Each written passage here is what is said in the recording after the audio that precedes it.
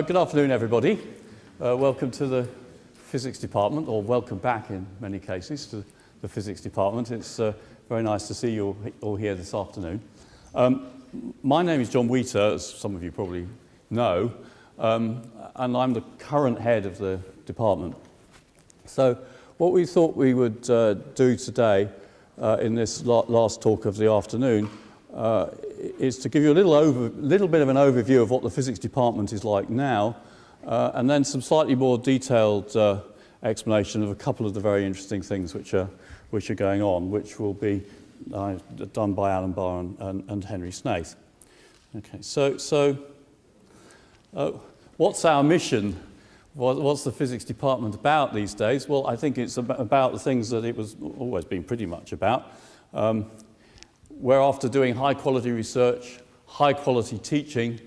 We aim to be one of the best physics departments in the world, and that means that we're judged by the same standards as everybody else who's aiming to be one of the best physics departments in the world. So it's a kind of moving goal. You never get there. You're always doing your best. It's never quite good enough, and you can never relax because science changes remorselessly. Science has changed enormously over the last 30 years. Physics is no exception. And in a minute or two, I'll talk about a couple of examples of that. But the whole aim of the department is to do everything that we do as well as we possibly can. That's the primary motivation. The people who do it are really quite a lot of them. We have about 470 odd staff at any one time. About 120 odd of those are academic staff. Now, those of you who are actually undergraduates here and went through the tutorial system will sort of calculate and think, you know, that's far too many academic staff for the number of tutors that I remember in my college. And that's exactly right. Only about 60 of these academic staff are actually tutorial fellows in colleges. The rest are other people who teach in the department and who do research, but they don't do the tutorial fellow job in the college. So it's like an iceberg. Okay? The department is actually much bigger than it would appear from multiplying up the number of physics fellows in colleges.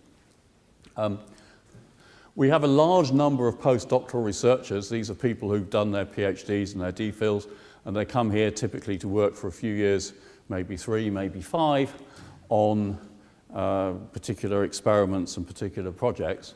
And then we have some staff who are here permanently, who are people like engineers, electronics engineers, mechanical engineers, systems integration engineers, all sorts of things, who are absolutely vital to the whole effort of participating in large-scale international collaborations and big experiments. And then we have a very large number of technical and support staff. These are the people who work in the mechanical workshops and so on. And many of them are extremely skilled people, and we rely on them to help with actually the construction of many of the things that we build here. Alan will tell you later about some of the things that we build in the physics department. So this is an enormous number of people, and there's a correspondingly enormous number of students.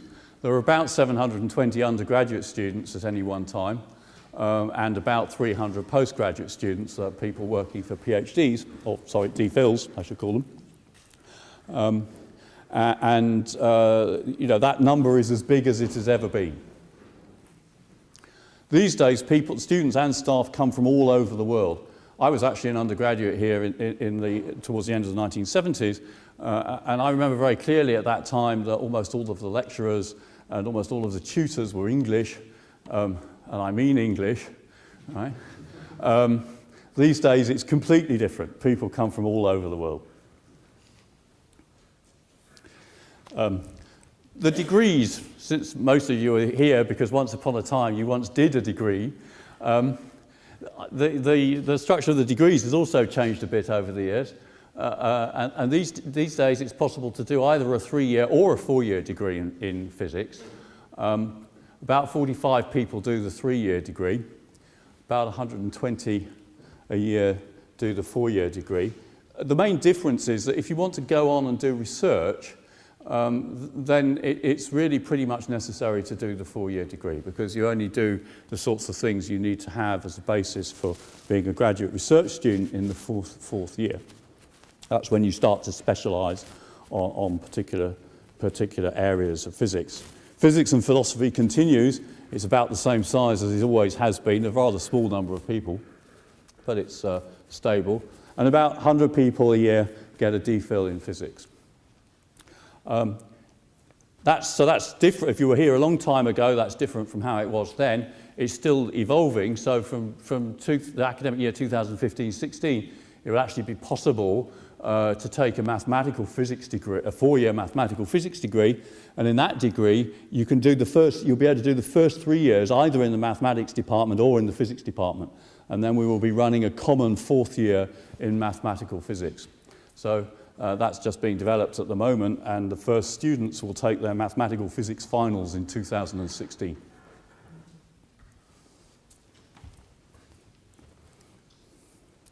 Where are we?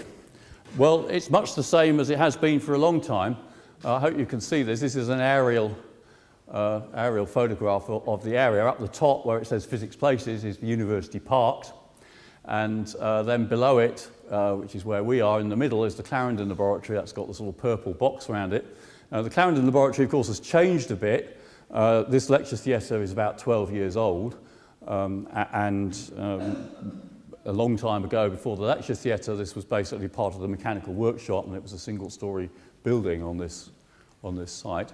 And we were very lucky to be given the funds by Sir Martin Wood, who was the founder of Oxford Instruments, to construct this lecture theatre, which is basically replaced the Townsend Lecture Theatre, which many of you probably remember. Townsend Lecture Theatre no longer exists. Then across the road from the Clarendon Laboratory is the Atmospheric Physics Building, and we now occupy a chunk of what used to be occupied by Earth Sciences, which is being named the Robert Hooke Building. And then on the other side of Parks Road, we occupy the large 1960s concrete building, which many of you will remember as the Nuclear Physics Laboratory, but which has been now named for a long time after Sir Dennis Wilkinson, who was the dynamic individual who got it built. So that's now named after him. So Dennis is 90, and so he is celebrating his 90th birthday about now. He is a very distinguished scientist, clearly, and we owe him a lot for getting that building built. It's still our largest building. And then next to it, theoretical physics inhabits some of the Keble Road terraces. So it's basically been like this for quite a long time. We have grand plans to change it, which I'll tell you about later. But these are the places where we operate. Some things have changed, though. Many of you probably did practicals at the top of the Clarendon Laboratory, undergraduate practicals at the top of the Clarendon Laboratory. Now the students do them in the basement of the Dennis Wilkinson building. Okay. What do we do now? Well, of course, we do a huge number of things, but I'd just like to give you a sort of brief sort of overview of the sorts of things that we do now. Before we get to the list, one of the things you'll notice about this picture is it's got lots of optical junk on it. It's on an optical table, and so was one of the earlier pictures I showed you. And that's very characteristic of physics now. Almost everything involves using lasers. Lasers are no longer a sort of topic of research in their own right. They've become a standard tool in physics. And they're usually, you know, an intrinsic part of the instrumentation and things in many different sorts of experiments. So although these two pictures that I've showed you look sort of vaguely similar, the sorts of physics that they're doing are actually completely different. Right? The only thing but the thing that they have in common is that the laser has become a commonplace analytical tool in many branches of science, including physics.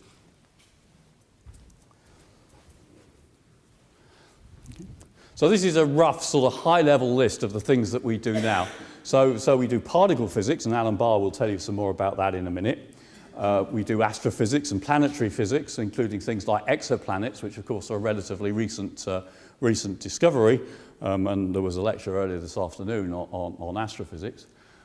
We do plasma physics. So plasmas are interesting things because plasmas vary all the way from sort of astrophysical systems to things that you can create in the laboratory with very high-powered lasers.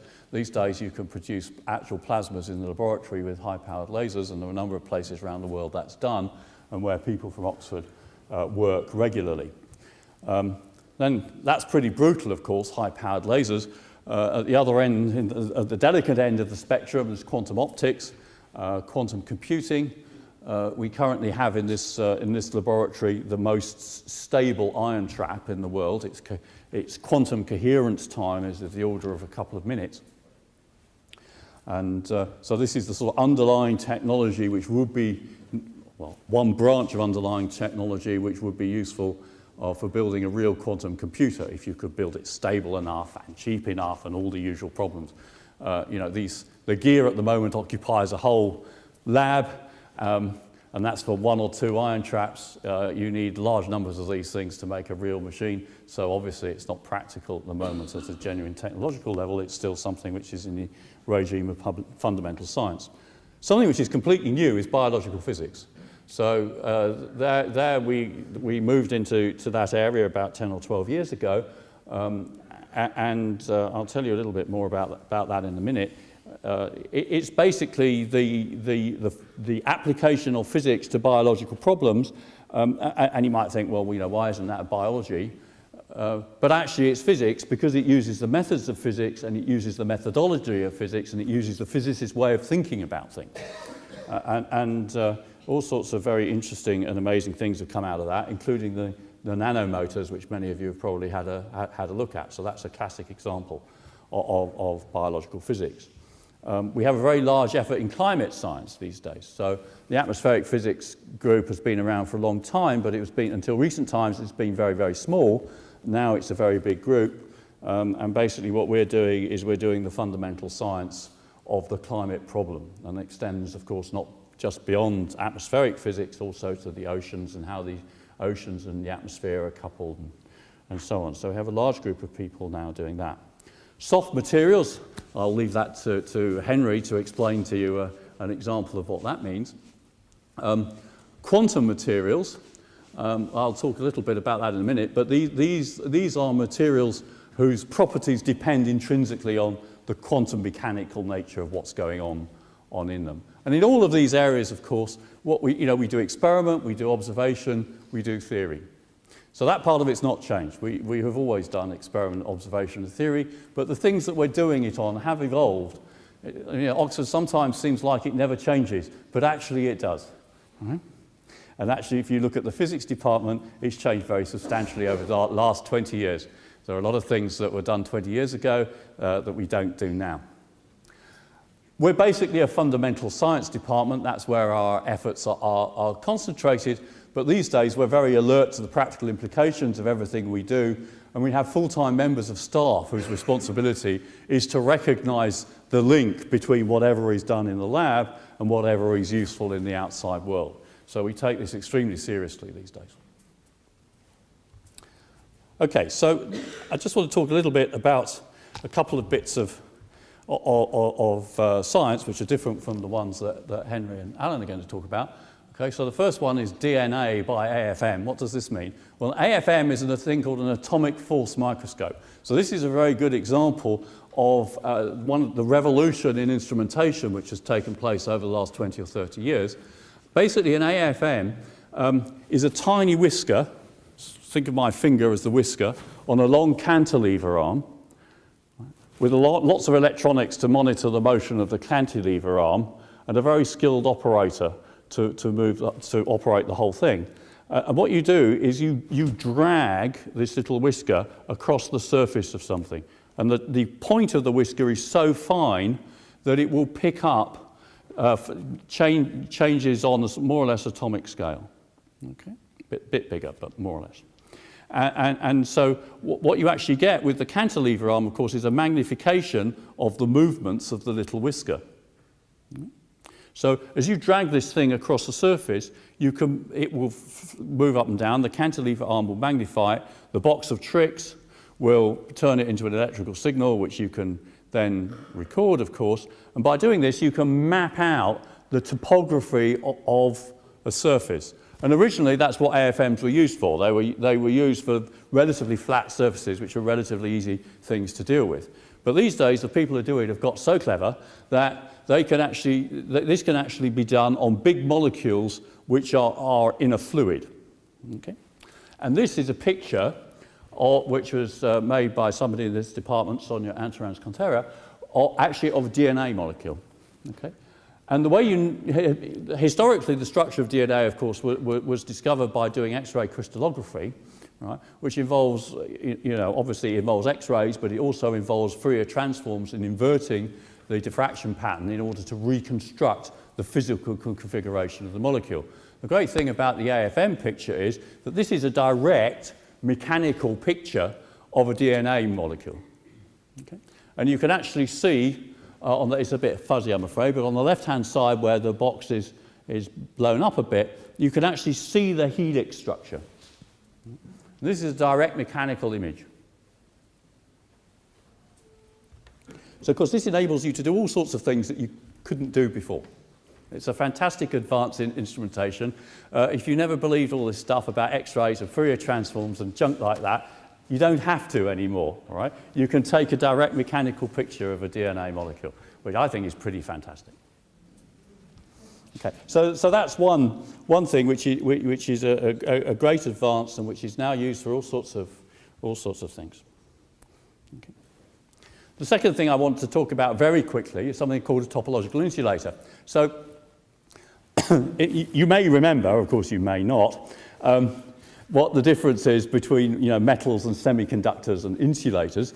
It basically has to do with the band structure and whether there are electrons which are free to move in the solid. If it's a conductor like a metal, then the electrons are free to move in the metal. So if you put a battery across it, apply a potential difference, then the current will flow.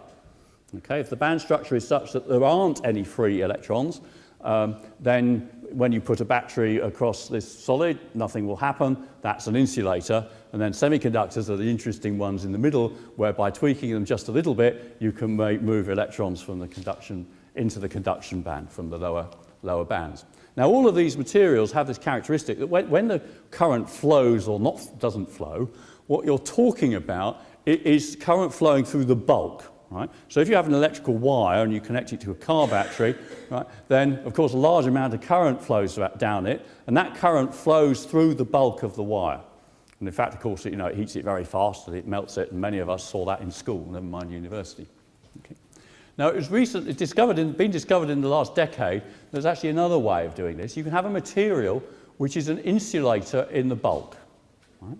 So it won't conduct electrons through the bulk of the material. But there are modes which live on the surface of the material which are conducting. And that's what a topological insulator is. So a topological insulator is a material which only conducts electricity on the surface of the sample. Okay. Now, this has many potential ramifications because, of course, if you can do that, you can cope with very small amounts, you can manage very small amounts of current, you can have very low levels of heating, the bulk of the sample can be the cooling part of the system and so on. So there are all kinds of possibilities for electrical devices, sort of, transistor and diode-like devices made using these things. But at the moment, we're still at the level of basically understanding in a simple way what they are. Okay, so this is an example of one. They're somewhat exotic materials. Okay, so an example which has been investigated here is this thing, bismuth telluride, Bi2Te3, right? And on the top left-hand corner, you can see this is what the crystal structure is. Okay, so you have to look at this carefully and figure out what the periodicity is. It's obviously complicated. Okay, it's got a nasty, complicated crystal structure. It's not one of these nice, simple things that we all learned about, in sort of school and university, sort of face center cubic or body center cubic or something like that. It's got a complicated structure which is actually twisted. Okay, but the structure is known. The black dots, obviously, are the bismuth, and there are two sorts of sites for the tellurium atoms. And if you look very carefully, you can pick up what the periodicity is in this cell, but it is complicated. Okay. Now, the important thing about topological insulators is that this topological insulator property depends upon the symmetry. But a pure topological insulator is not much use. It's like semiconductors. You need to dope it. You need to put other atoms in there, which you can use, for example, to hold information. Okay. And so the picture at the bottom is a picture of the response of a topological insulator, this one, bismuth telluride, which has been doped with iron atoms. And the crucial thing is that you've got to be able to dope it without destroying the topological insulator properties. Okay? If you destroy that property, then you lose the conduction modes on the surface and it won't work. So there are many things that you have to check. And this one at the bottom is the simplest. It's the magnetization vertical along the vertical axis and the field along the horizontal axis. And you've seen this picture before, maybe a long time ago, right? But what this shows you is that when the field is zero in the middle, the magnetization is zero. And when you apply a magnetic field, it doesn't matter which direction you apply it in, the thing magnetizes, but in a sort of completely asymmetric way. Okay? There's no gap in the middle. And this shows you that there's no net magnetization, there's no spontaneous magnetization of the iron atoms on this surface, and so the symmetry is maintained. So this is actually a viable topological insulator. Okay. So this is just a completely different example, something which is completely reliant on quantum phenomena. It's completely new. It's something which is fundamental, still in the regime of fundamental physics. It's very promising for all sorts of reasons for possible applications for devices, but it'll be quite a long time yet before these devices, can be found in your mobile phone or something like that, right? So those are just a couple of very brief pieces of physics which I think are interesting and new. And now I'm going to pass you across to Alan, who is going to talk about the Large Hadron Collider. The Large Hadron Collider. Right, and I'm on here. You're on there. So that probably just means I need to press that, I suspect. If you just press that.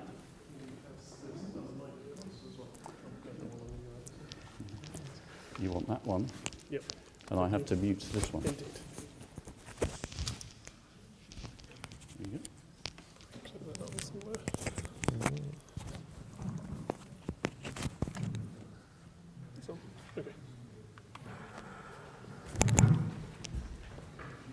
Well, good afternoon, everyone. I'm Alan Barr. I lecture here on subatomic physics, and I tutor at Merton College.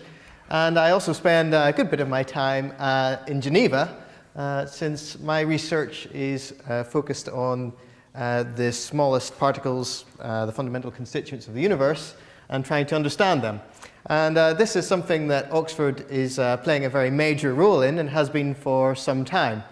I've entitled the lecture Seeing the Invisible. I realize that we were talking about 21st century physics, but I couldn't help but think back that this has been going on in Oxford for quite a long time.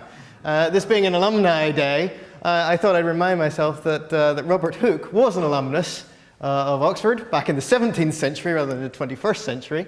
And he was really the leader in this field. He was the first person to look down a microscope and make pictures of what he discovered. This micrographia was one of the first documents produced by the Royal Society, and it was really the first good popular science book of its day. And I highlight this not just because he was an alumnus of this place, as are you folks, but because I like his attitude to science, I must admit. He says, the truth is, the science of nature has already been too long made only a work of the brain and the fancy. It is now high time that it should return to the plainness and soundness of observations on material and obvious things. He had no time for this highfalutin theory. He wanted to see what stuff was actually made of. And you could argue that parts of physics towards the end of the 20th century were in a rather similar state. There was lots of theory going on and not much observation.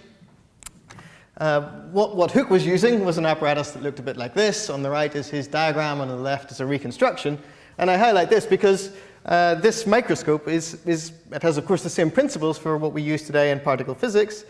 So you have a lens which is focusing some projectile on a target, and then you've got a detector. And here's the microscope, and here the detector is your eye.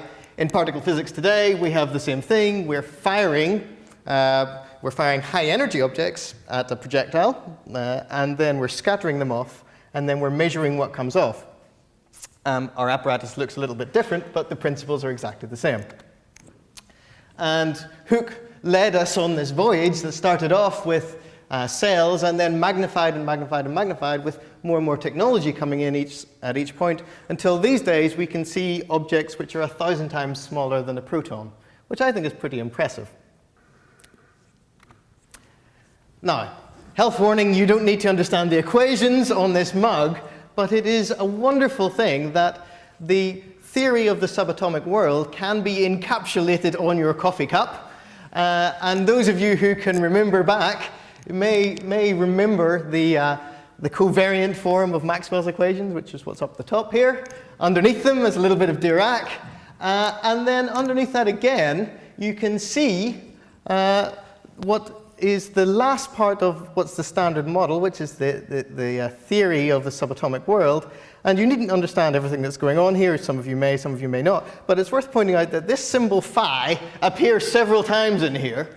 And this symbol phi is what's giving mass to all of the fundamental particles. This is the Higgs field.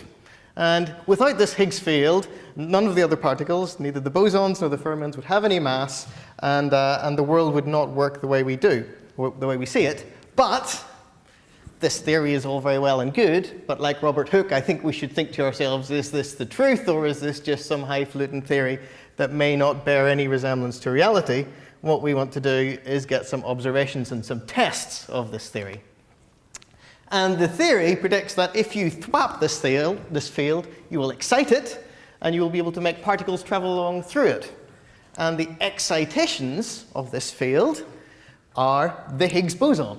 The theory predicts that this new particle should exist, that it should be heavy, that if you smash particles together, you should produce it rarely, and that it will decay rapidly to known final states. So that's good. That's some concrete predictions that you can then go away and test. But like Hooke, we will need some apparatus to do that testing. And as I say, our apparatus looks a little bit different from his. Because these particles are heavy, we will need to collide particles at very high energy, because of course E equals mc squared. We need high energy to make heavy particles. Because these particles will be produced rarely, we'll need an awful lot of collisions to find this new particle, and we'll have to measure all of the decay products that come out in order to work out whether these predictions are being accurately represented in nature or not. Well, this is the apparatus. Chris Llewellyn-Smith, who some of you may know, likes to tell a story that he had one major design input into this machine, which is that he got to choose the color of the magnets, and they are Oxford blue for a reason. Obviously our accelerator is a little bit bigger than Robert Hooke's, but what you can see here are right in the middle are the places where two counter-rotating beams of protons travel through this. It's a 27-kilometer long tunnel living underneath the ground in Geneva and working with superconducting magnets to bend those beams around. And at 4 places in that tunnel, they collide, producing very high energy collisions, up to 14 tera-electron volts worth of collisions. If you think a teravolt is a big voltage, right? So if you had a teravolt Van de Graaff and you put your hand on it, you could zap someone on the other side of the planet, right? It's a big voltage. And of course, these particles get up to these very high voltages by traversing this field many times. We've played many roles locally in producing the apparatus for this machine. And we've produced several components. One of them is this. This is Roy and his robot producing the semiconductor tracker for the Atlas experiment. We produced 4 of these layers. Roy is on the right. The robot is the one in the middle. And this is one of 4 layers that were assembled here in the basement of the Dennis Wilkinson building from about 2004 to 2005, and then shipped out to CERN, where they play a central role in detecting the particles that come out from the high energy collisions in the Atlas experiment. We also contributed several pieces of kit to one of the other experiments, the LHCb experiment at CERN. This is what it looks like when you blow it up. Each one of these silicon wafers is about 6 centimeters by 6 centimeters. In essence, it's a 40 megapixel camera, it was 6 megapixel camera, so it's 6 million channels, which doesn't sound that impressive whenever you know you've got a megapixel camera in your pocket. But this is a 6 megapixel camera that can take 40 million snaps per second, which your camera phone certainly can't. It's got 20 micron resolution. And what's more, if I get rid of this little thing, we'll see that it has to operate for 10 years underneath the ground in remote access not touched by any human hand, in a high radiation environment with high magnetic fields. So it has to work, and it has to keep working. It would be terribly embarrassing if this thing didn't work. Fortunately, more than 99.9% of the channels, of the electronics channels, are working, and it's been a wonderful success. In fact, it's a great success for Oxford Physics that we were able to play our role in putting this really high technology piece of kit together. What you can see with one of these is this. So this is a representation of one of the early collisions from the Large Hadron Collider. On the picture on the left, the beams of protons are coming in from either side. They're colliding at several places, and you can see the dots in the layers, and these dots are places where charged particles have passed through some of these silicon layers, and they've created electron hole pairs. They've created charge carriers inside that semiconductor, and you play a game of join the dots, or rather the computer plays the game of join the dots at 40 million times a second, reconstructs these tracks, and tries to work out what's going on inside these collisions. And here you can see a period where two of these bunches have crossed, and here you can count up to, I think, 1, 2, 3, 4 different individual proton-proton collisions going on there. It was really rather nice to find out that our particle detector that we'd spent a decade building did actually detect particles, I must admit. There were lots of smiles and lots of cheers, but it was never trivial that it was going to work. What became interesting, of course, towards the start of this year was the question as to whether or not we were seeing this new type of particle, this Higgs boson that had been predicted. This is one of several things that we want to do with this machine, but it's clearly one of the highest profile because it's one of the most robust predictions of the standard model. And what you can see in this picture are two energy deposits. This is a cross-section through the Atlas detector, and each of these yellow areas here is an energy deposit that corresponds to a photon.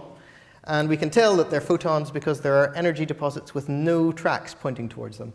And photons, being electrically neutral, do not create electron hole pairs in the silicon layers, and so there is no track pointing towards them. Nevertheless, there is this energy deposit. So we have these collision events producing two photons, and that, in fact, is one of the characteristic ways in which a Higgs boson might decay. And there was a small excess of such events, such collisions, so the question arose as to whether this small excess was actually caused by Higgs bosons decaying. Now, how do you work out whether that's true or not? Well, if you have a Higgs boson and it decays to two particles, then the energy of that Higgs boson, which is encapsulated in its mass, will be transferred into the energy of the two photons.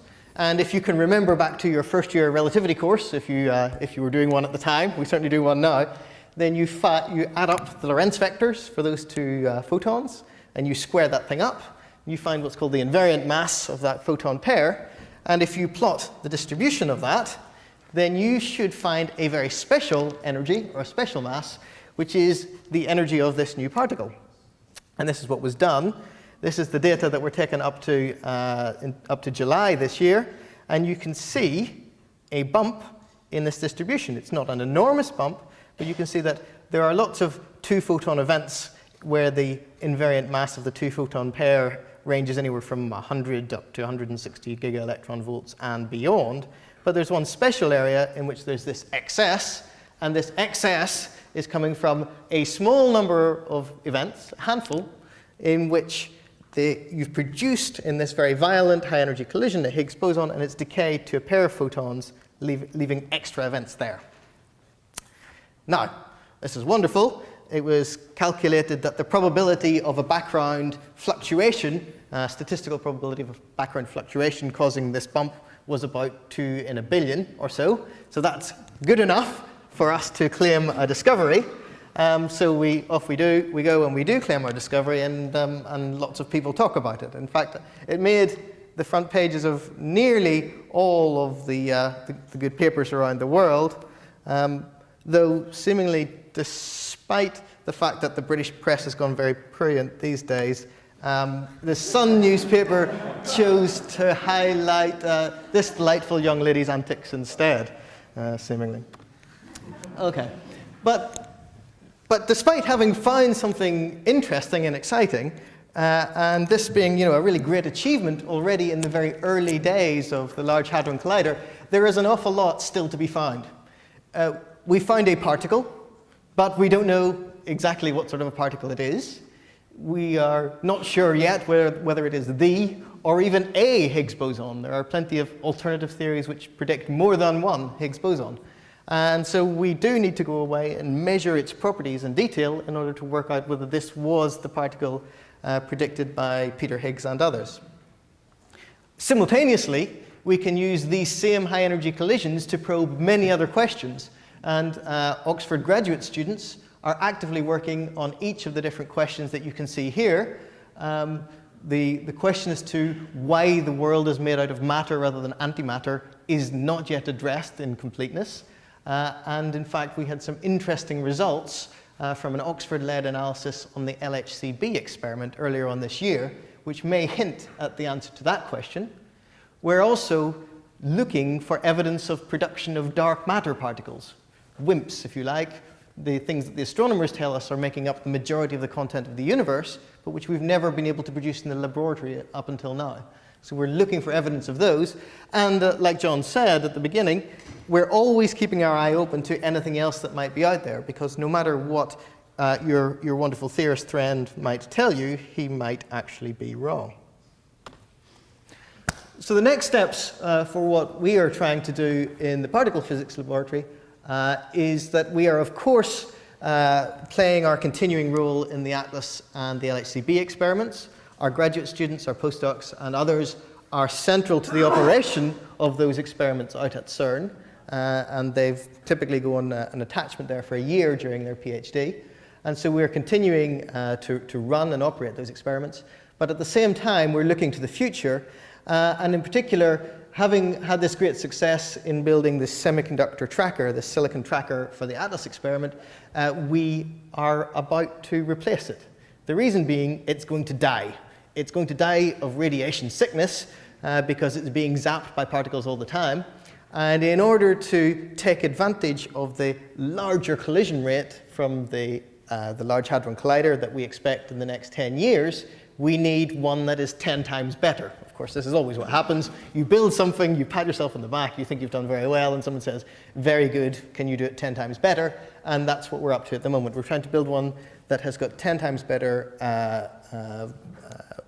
granularity to deal with this 10 times higher occupancy and can survive 10 times higher radiation as well. And so prototypes, this picture is a prototype of exactly such a detector that's being built in the laboratory at the moment.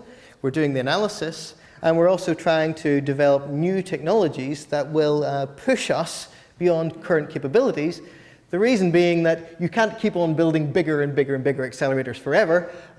People may take exception to this, and so what we're trying to do is, of course, be smarter and work out how to do more physics within the same budget as we have at the moment. So that was a bit of a fly-through what we've been doing in that part of the department at the moment. But in summary, the LHC, the Large Hadron Collider at CERN, which we are a central part of, has already been extremely successful in exploring the microworld and discovering one very interesting new particle and hopefully more in the future. We've played a very key role in the construction, the design, and the operation of this, right from its conception until today, and intend to do so in the future. And in terms of what we may find in the future, there's an awful lot of terra incognita out there. There are many predictions, but like Robert Hooke, I don't think I would take anyone's word for what we're going to find in the next few years. Okay, there I rest.